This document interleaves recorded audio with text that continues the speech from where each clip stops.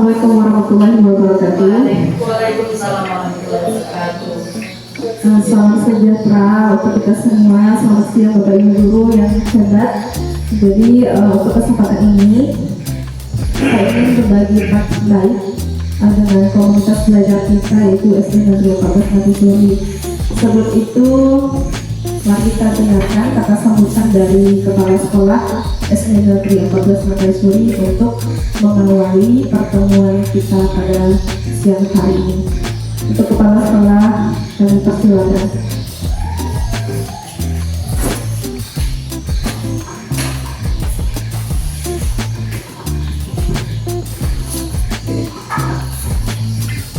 Baik, bismillahirrahmanirrahim. Assalamualaikum warahmatullahi wabarakatuh. Selamat pagi menjelang siang buat semuanya. Alhamdulillah, puji dan syukur yang kita panjatkan kepada Allah Subhanahu Tuhan yang Maha Esa yang selalu melimpahkan rahmat, karunia, kesempatan kesehatan untuk bertemu dan sebagai Nabi, sehingga kita masih bisa berkumpul di ruangan kelas ini dalam rangka yang bicara itu. Salah satunya adalah RPF atau kegiatan tingkat lanjut berbagai praktik baik yang dilakukan oleh Ibu Ika Bidadi ya di ruangan STN Polres Makassar. Alhamdulillah, Bapak dan Ibu yang saya hormati, harapan saya rencana tingkat lanjut ini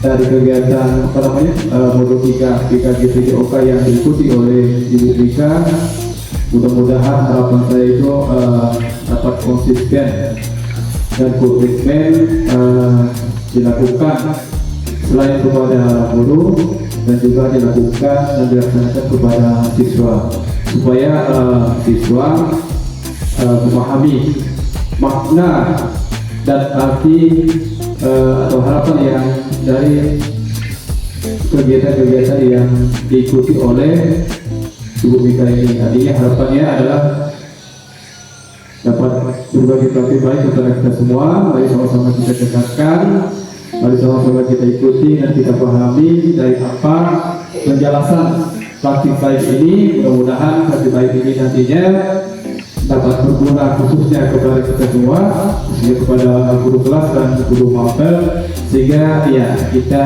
semua dapat menerapkannya kepada semua siswa, terutama dari siswa kelas 1 sampai dengan siswa kelas 6.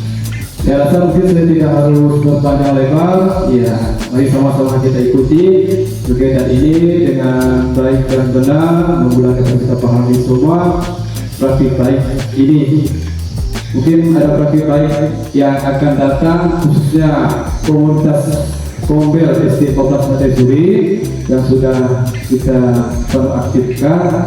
Ya mungkin selain dari Ibu Mika Minati dan guru-guru lain juga yang ingin berbagi kepada kita semua, ya silakan. Ini artinya benar-benar dapat bermanfaat khususnya bagi kita semua. Mari sehingga saling berbagi pemahaman, saling berbagi pengetahuan terkait dengan kegiatan pembelajaran yang kita lakukan, agar pembelajaran itu ya dapat berjalan sebagaimana mestinya, dapat berpihak kepada siswa, agar pembelajaran itu dapat kreatif, aktif, dan menyenangkan yang kita lakukan di kelas. Saya rasa begitu saja Bu, saya tambahkan sebagai pengantar dari saya.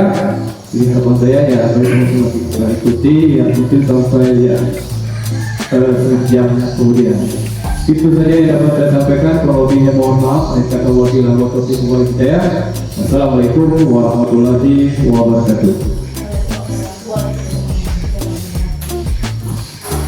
Terima kasih kepada Kepala Sekolah karena memberikan kata sambutan untuk membuat kita lebih antusias ya dalam mengikuti program-program disediakan oleh pemerintah. Nah, jadi melalui kesempatan ini saya mengucapkan terima kasih kepada Kepala Sekolah yang sudah memfasilitasi saya untuk kegiatan berbagi aksi nyata maupun untuk memaparkan tentang rencana tindak lanjut yang akan saya lakukan. Dan ucapan terima kasih ini juga saya sampaikan kepada Bapak Untung karena sudah bersedia untuk menjadi orang yang mendokumentasikan dari kegiatan ini. Dan ucapan terima kasih saya sampaikan kepada Ibu Rosita karena sudah mau membantu saya dalam menuliskan atau menjadi notulen dalam kegiatan hari ini. Dan tidak lupa saya sampaikan terima kasih juga kepada semua dewan guru yang sudi untuk hadir dalam kegiatan berbagi praktik baik di hari ini. Baik, tidak memberi waktu lama, jadi saya akan memaparkan tentang rencana tindak lanjut. Rencana tindak lanjut ini adalah salah satu syarat untuk menyelesaikan modul 3 dari PKG PJOK yang saya ikuti sekarang ini, yaitu untuk berbagi dengan komunitas belajar, yaitu di SD Negeri 14 Madasuri. Baiklah, untuk slide selanjutnya itu rancangan pembelajaran berbasis proyek. Nah, di sini saya mengambil tema tentang bangunlah jiwa raganya, itu di P5 untuk kurikulum merdeka.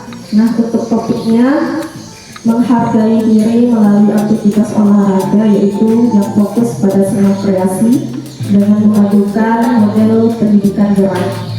Nah, untuk diketahui sedikit kepada Bapak Ibu guru di sini, untuk pilihan dalam mengembangkan proses pembelajaran itu kami sudah mempelajari selama kegiatan PKG ini ada 3 model supaya guru bisa mengembangkan proses pembelajaran.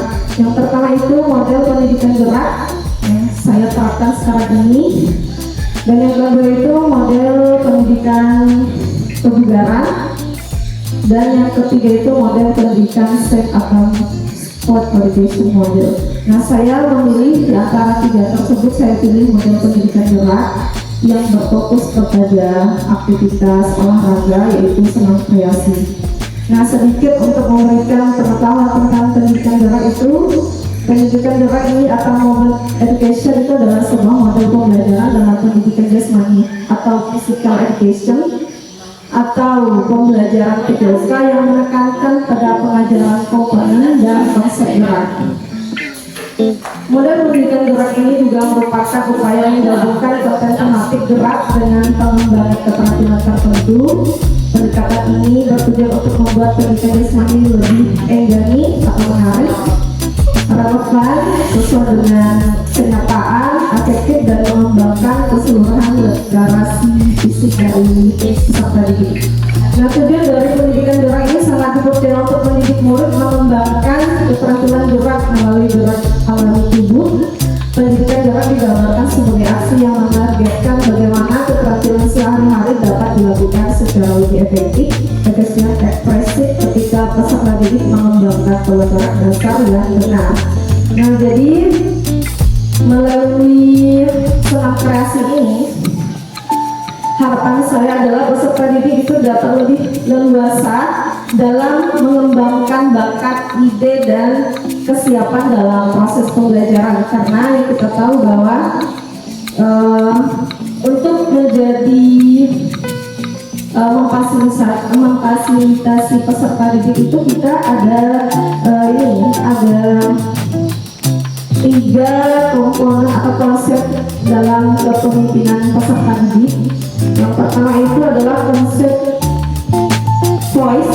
Voice itu adalah suara. Suara itu maksudnya adalah peserta didik menyuarakan ide-ide kreatif mereka dalam proses pembelajaran, karena di sini kita harus berfokus kepada peserta didik. Di sini yang lebih banyak bekerja itu peserta didik kita sebagai guru itu hanya sebagai fasilitator. Nah, jadi fasilitator menyiapkan kebutuhan yang dibutuhkan oleh peserta didik. Nah, peserta didik yang akan mengembangkan semua pembelajaran yang kita sampaikan, termasuklah dengan suara atau voice. Nah, yang kedua itu adalah choice. Choice itu pilihan. Nah, pilihan, maksud dari pilihan ini peserta didik bisa memilih pembelajaran yang sesuai dengan kemampuannya. Nah, jadi peserta didik untuk mengambil peran dalam sebuah pembelajaran. Nah, jadi kita hanya mengarahkan saja. Jadi seluruhnya peserta didik yang mengembangkan. Contohnya saya mengambil senam kreasi ini. Dari suara, mereka menyuarakan ide tentang musik apa sih yang cocok untuk saya, tapi kita sudah memfasilitasi, kita sudah memberikan gambaran bahwa kita menggunakan budaya setempat, musik budaya setempat. Nah, nanti mereka yang menyesuaikan musik yang apa yang cocok untuk gerakan senam kreasi nanti. Nah, untuk pilihan mereka dalam senam kreasi ini, mereka akan membuat pilihan bagaimana pola langkah, pola gerak dalam menyusun gerak-gerak senam kreasi ini. Nah, jadi intinya mereka mengeksplor pengetahuan mereka tentang bagaimana supaya senam itu menarik sesuai dengan keinginan mereka dan tidak lupa harus efektif. Nah, itu adalah fasilitas kita kepada peserta didik. Nah, yang ketiga itu ownership atau kepemilikan di sini, di mana peserta didik itu terhubung langsung dengan gerakan fisik, kognitif, dan dalam sosial emosional. Nah, di sini mereka berekspresi sesuai dengan bakat dan minat mereka untuk terlibat aktif dalam proses pembelajaran.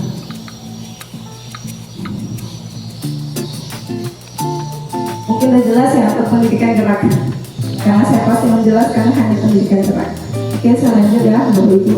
Dan harapan saya juga untuk senam kreasi ini, harapan saya anak itu terlibat aktif dalam proses pembelajaran, yaitu mereka akan menciptakan suatu, karena yang di sini kan berbasis proyek, pasti kalau ada proyek itu pasti menghasilkan suatu benda, bukan benda sih, ya, menghasilkan produk. Itu produknya adalah senam kreasi. Mereka yang merangkai, mereka yang merencanakan semuanya proses keseluruhan peserta didik yang terlibat aktif dalam proses pembuatan senam kreasi.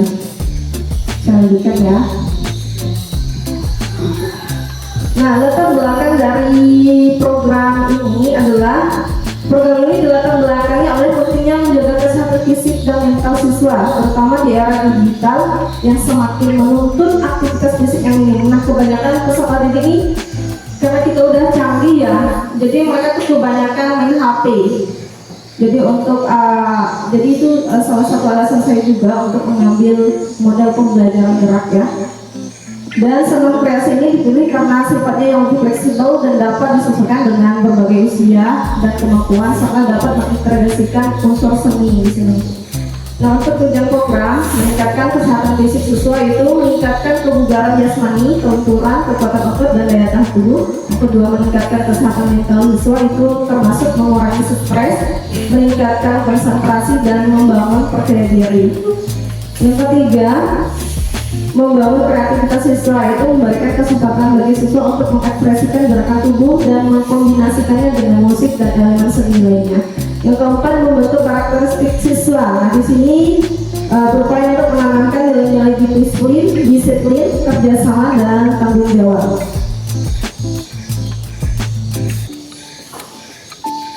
Siapa yang melakukan dan hasil yang diharapkan di sini ada tujuan. Tujuan itu meningkatkan kesehatan fisik.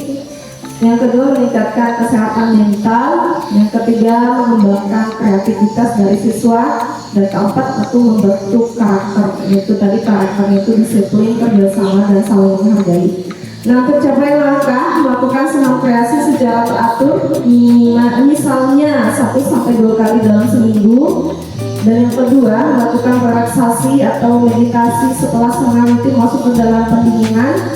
Dan yang ketiga, mengembangkan kreativitas, mereka mengeksplor apa yang mereka ketahui dan mengembangkan ide-ide kreatif mereka. Dan yang keempat itu membentuk karakter yang tadi saya sebutkan. Untuk hasil yang diharapkan di sini, peningkatan indeks massa tubuh atau IMT ini masuk ke dalam gizi dan berat badan serta tinggi badan. Nah, kemarin saya dapat informasi dari teman saya Ibu Renat, dia meminta dari setiap sekolah itu mewakili siswa mewakili sekolah itu karena untuk mencari bibit bibit atlet ya.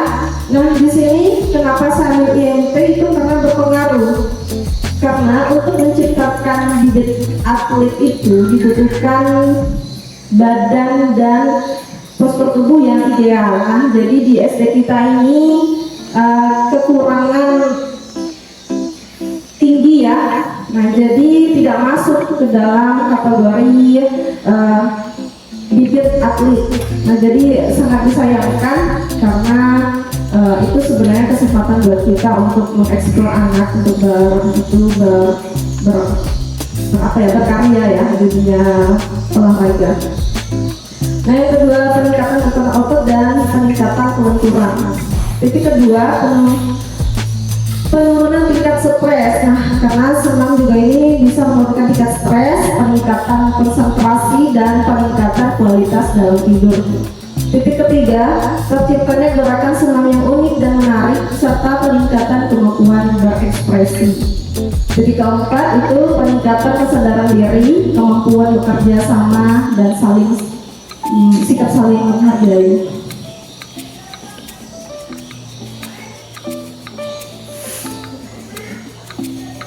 Oke, sebelum masuk ke struktur program, mungkin ini jam-jam siang, Bapak Ibu guru masih fokus nggak? Masih. Oke, masih. Oke, kalau masih ini masih ada kurang lebih 4 slide. Nah, jadi sebelum itu saya ingin menguji konsentrasi Bapak Ibu guru dulu ya. Kita melakukan ice breaking ya. Ice breakingnya itu tidak bergerak terlalu luas, cukup di tempat duduk Bapak Ibu. Nah, di sini supaya lebih lebih efektif atau lebih biar fleksibel gitu, enak gitu, enjoy. Nah, jadi apa sih ice breakingnya? Ice breaking itu hanya perintah saya. Jika ada kata guru mengatakan, maka ibu melakukan perintah tersebut. Tapi jika tidak ada kata awalan guru mengatakan, maka jangan lakukan perintah tersebut. Tidak paham Bapak Ibu? Paham ya? Jika ada kata guru mengatakan, maka Bapak Ibu melakukan perintah apa yang saya sebutkan. Tapi jika tidak ada kata guru mengatakan di awalan perintah tadi, maka jangan dilakukan. Paham ya? Nah, itu adalah contoh untuk melihat fokusnya Bapak Ibu. Oke? Untuk mungkin permainan udah bisa dimulai ya. Jadi guru mengatakan permainan dimulai. Guru mengatakan, Bapak Ibu guru berdiri dari tempat duduknya.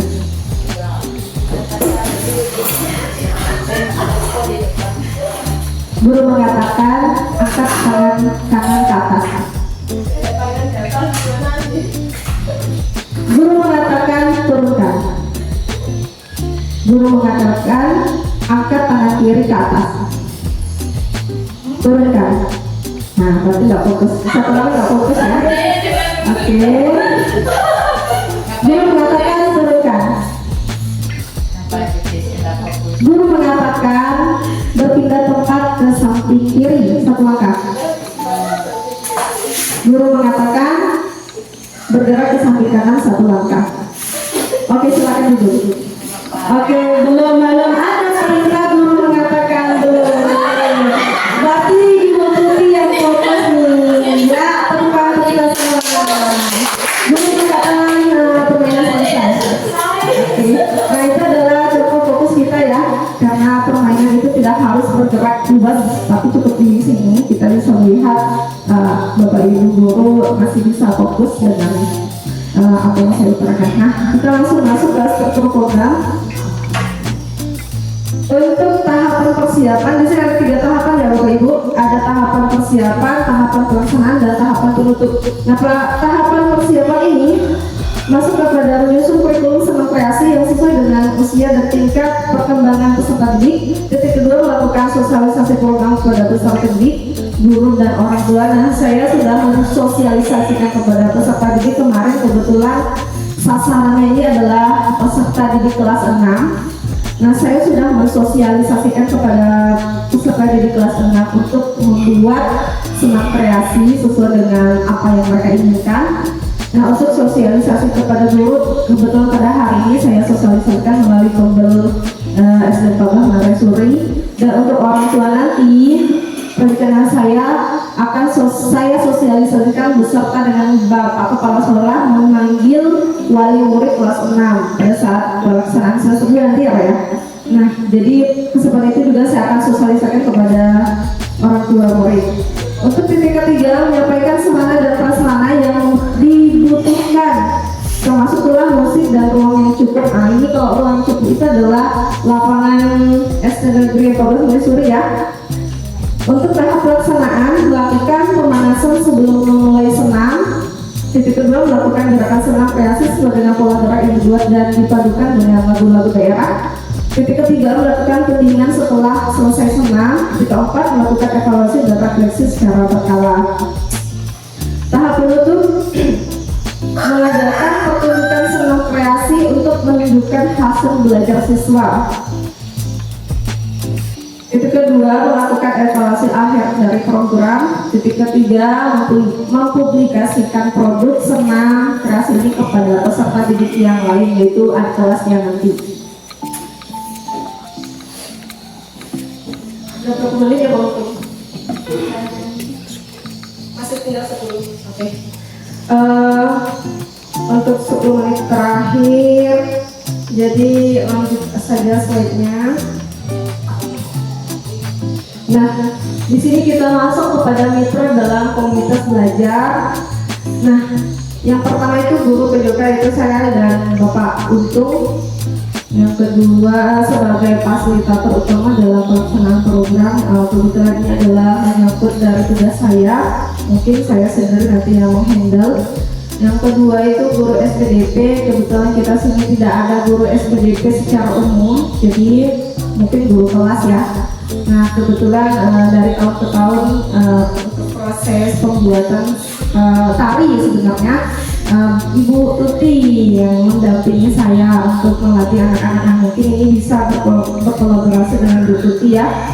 Guru membantu siswa dalam mengembangkan ide-ide kreatif untuk gerakan senam yang menggabungkan unsur-unsur tarian. Nah di sini karena senam kreasi, jadi bukan senam secara umumnya, dia ada gabungan antara senam dan tarian. Yang ketiga, orang tua siswa. Orang tua siswa ini berperan sebagai memberikan dukungan dan motivasi kepada anaknya untuk latihan di rumah. Pernyataan tentang kapasitas kelas atau sekolah ini, yang pertama itu fasilitas yang disediakan oleh sekolah, tersedia ruang yang cukup luas dan peralatan musik yang memadai. Yang kedua, sekolah memiliki kepala sekolah dan guru yang profesional dan kompeten sesuai dengan kualifikasi akademisnya. Nah, kita mempunyai produk atau aset guru ya, Pak Ibu. Nah, yang ketiga, peserta didik sebagai pelaku aktif dalam kegiatan yang memiliki ide dan bakat yang kreatif. Sampai sini ada yang mau ditanyakan, Bapak Ibu? Boleh diajukan tangannya, lurus? Ya, silakan.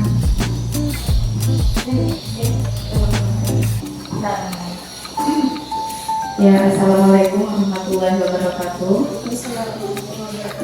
Ya, terima kasih atas kesempatan yang diberikan kepada saya. Di sini saya ingin bertanya, menurut sepengetahuan saya Bu ya, yang ingin saya tanyakan di sini, apa sih Bu perbedaan senam kreasi ini sama senam irama? Karena kan anak-anak ini kan tahunya senam irama yang mereka pelajari, dan itu dikreasikannya itu seperti apa? Apakah ada titik perbedaan antara senam kreasi sama senam irama? Sekian, terima kasih. Baik, terima kasih. Mohon maaf Bapak Ibu karena kita tetap batas sama waktu, jadi saya cuma membuka satu sesi pertanyaan saja ya. Nah, dari pertanyaan Ibu Ros tadi, apa sih perbedaan antara senam kreasi dengan senam irama seperti biasanya? Nah, di sini saya sudah sebutkan tadi bahwa senam irama itu, tentu senam irama itu tidak ada pola tarian, Bu Ros. Jadi dia lebih ada tahapannya. Tahapannya itu ada tahapan pemanasan, inti, dan pendinginan, itu secara terurut. Nah, jadi untuk senam kreasi ini lebih kepada gabungan antara senam dengan tarian. Nah, bagaimana sih untuk senam dan tarian? Ada lenggok-lenggoknya. Kalau untuk senam kreasi, senam irama itu dia tuh harus tegak. Tidak ada istilah luntur. Contohnya begini ya, saya praktekkan. Kalau untuk senam irama biasanya, tangan lurus tuh harus lurus. Tidak, ini harus menempel ke kuping sedikit karena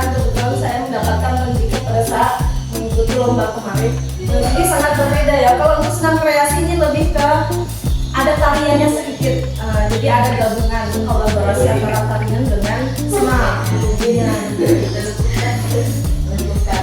Ya, jadi tidak ada mungkin kalau untuk ini sebenarnya senam kreasi ini lebih supaya anak-anak tuh lebih enjoy ya dalam mengikuti senam, karena biasanya anak-anak itu kan ibu coba senam ini terus bu, capek bu, bosan bu. Nah jadi saya di sini mengembangkan senam kreasi ini supaya anak tuh lebih antusias. Mungkin anak tuh ada gaya belajar yang cara lain gitu.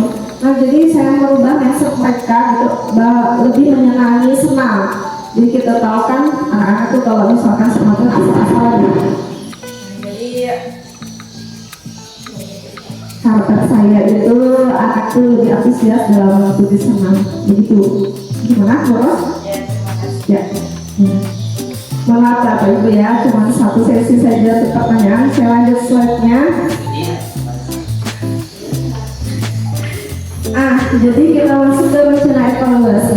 Di sini ada dua, ada evaluasi proses dan evaluasi hasil. Nah, di evaluasi proses ini melalui observasi saya dan melalui wawancara dan aktif kepada peserta didik dan guru. Nah, nanti kebetulan saya sudah menyediakan saran dan masukan dari Bapak Ibu ini sebagai aktif buat saya ya. Bagaimana sih, apakah ini apel ini bagus atau harus ada perubahan begitu ya Bapak Ibu. Nah yang kedua itu evaluasi hasil melalui tes fisik, pengamatan pertunjukan senam dan angket kepuasan peserta didik.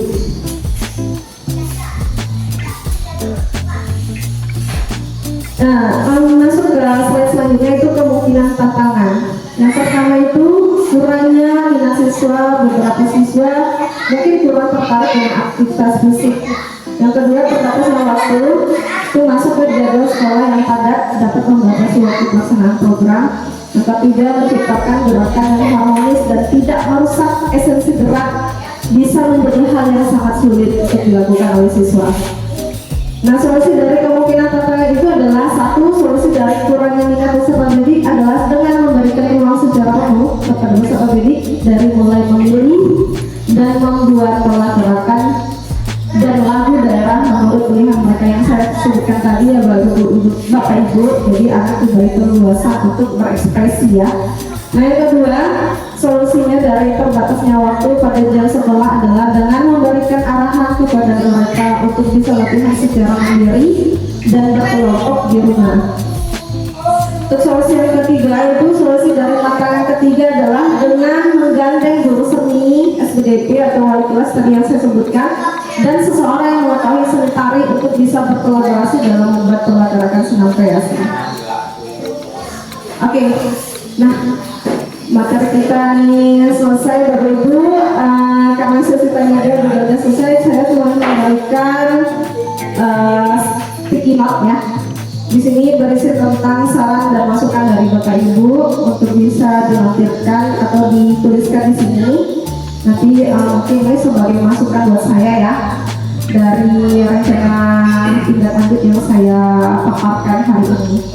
Oke, saya akan berikan ya Bapak Ibu.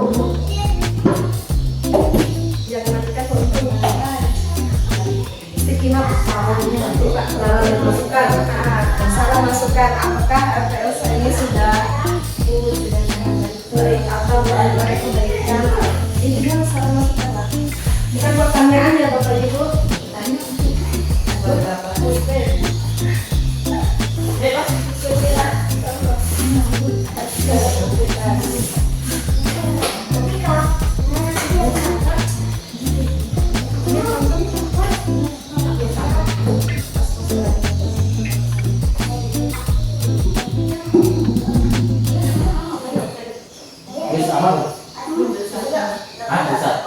Ya, ditulis namanya ya Bapak Ibu.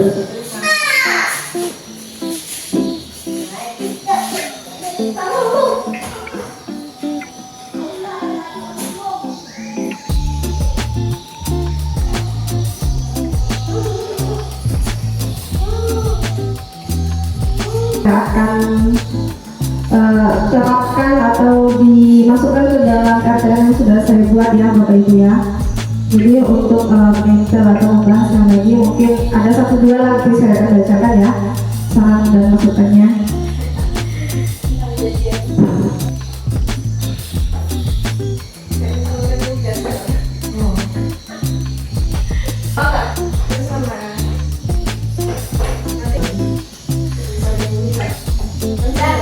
panjang. Panjang ini. Baik Bapak. Selesai. Ya, karena acara kita ini masuk ke tahap akhir ya, jadi Bapak Ibu juga sudah memberikan saran dan masukan terkait apa yang saya sampaikan. Nah, jadi terima kasih saya sampaikan kepada Bapak Ibu guru yang sudah hadir untuk kegiatan hari ini. Semoga proses rencana tindak lanjut yang saya lakukan nanti berdampak baik kepada peserta didik ya. Tentunya kita harapkan peserta didik nanti lebih mengeksplor pengetahuannya mengenai pendidikan. Nah, saya ucapkan terima kasih dan assalamualaikum warahmatullahi wabarakatuh. Rekan telah mempercayakan saya sebagai penulis. Di sini saya akan melakukan refleksi sedikit mengenai kegiatan yang dilakukan oleh Monika selaku guru pejok untuk kegiatan STL-nya. Ya, melihat dari latar belakangnya itu, menurut saya itu sangat penting untuk diterapkan karena dilihat dari keadaan siswanya juga, di mana senam kreasi di sini menurut saya itu dia lebih ke mengaktifkan siswa, memiliki kolaborasi antara guru dengan siswa. Berarti tidak harus pembelajarannya nanti berfokusnya kepada guru yang menentukan. Karena adanya senam kreasi ini semoga kedepannya dapat meningkatkan minat siswa untuk mengikuti kegiatan senam. Kemudian untuk memberikan wawasan kepada siswa itu mengenai pengetahuan, oh senamnya tidak harus seperti itu saja. Bu, saya ingin menampilkan kreasi saya. Nah, karena kita selaku guru untuk fokus kepada peserta didik itu menjadi tujuan yang utama. Ya, mungkin dari penyampaian Bu Mika, sekian dari refleksi yang saya sampaikan. Saya ucapkan terima kasih. Wassalamualaikum warahmatullahi wabarakatuh. Kita sudah memberikan refleksi yang sangat baik ya. Jadi terima kasih juga karena mengikuti RPL saya ini, karena tentunya berdampak kepada peserta didik. Bila sesi kita hari ini mungkin sudah selesai dan waktu sudah menunjukkan jam 11 lewat, waktu untuk sholat zuhur ya Bapak Ibu. Jadi untuk kesempatan yang selanjutnya mungkin dari Bapak Ibu guru yang lain untuk berbagi praktik baik ya.